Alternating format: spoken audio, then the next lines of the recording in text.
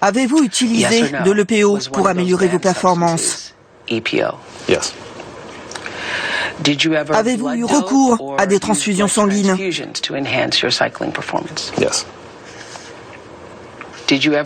Avez-vous utilisé de la testostérone, de la cortisone ou des hormones de croissance? Yes.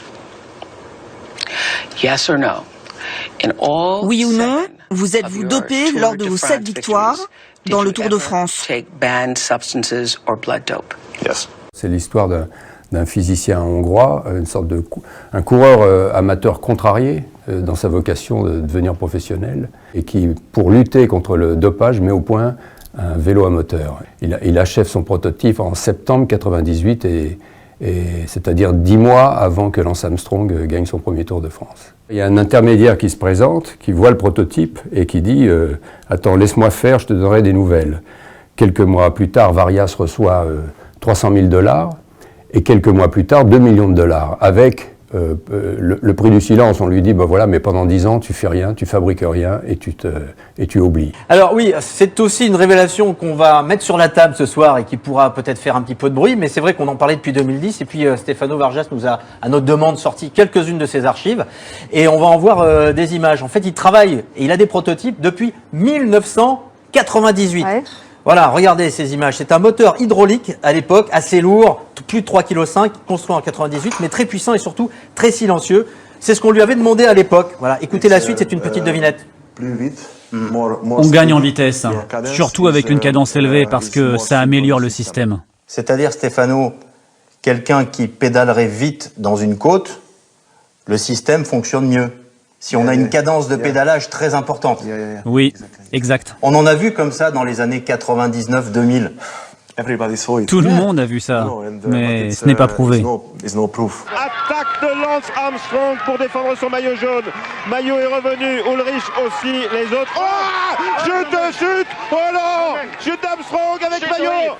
C'est un spectateur, je pense, qui a fait tomber Armstrong et Maillot, et Jan Ullrich a évité la chute d'extrême justesse, mais il repart pas, il repart doucement, il n'insiste pas, Ullrich. C'est fou, le Tour de France se joue ici, Armstrong qui chute dans cette montée avec Maillot qui est tombé, Ullrich qui a évité la chute juste derrière, Thierry. Oui, Lance Armstrong qui vient seulement de repartir à l'instant même.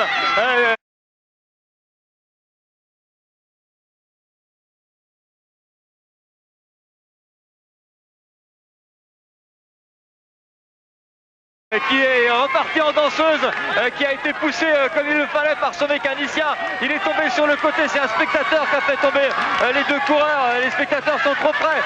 Et Lance Armstrong qui est reparti comme une fusée, comme une bombe, mais qui a véritablement du retard. Il doit avoir 7 ou 8 secondes de retard sur, même un peu plus, 15 secondes de retard sur Jan Ullrich. L'existence de ce moteur, de ce vélo à moteur en septembre 98 et l'espèce de résurrection d'Armstrong qui revient dans le Tour de France, qu'il avait déjà couru 3 fois de façon assez anonyme, et qui revient dans le Tour de France avec des cadences de pédalage infernales, diaboliques dans les cols, des cadences qu'on ne peut pas porter simplement sur le compte du dopage. Cadence.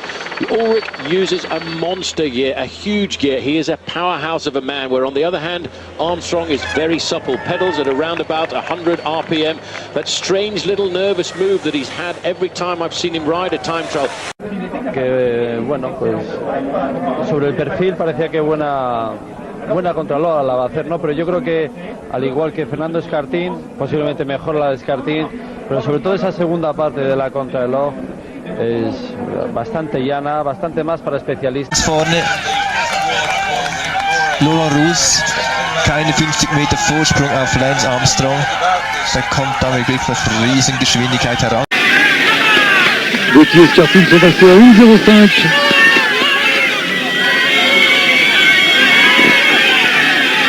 Personne ne peut imaginer qu'on puisse courir avec un moteur dans le vélo. Donc celui qui aurait utilisé ce procédé avait quelques années d'avance, avant qu'on puisse le penser, intégrer l'idée qu'un coureur puisse tricher de manière technologique.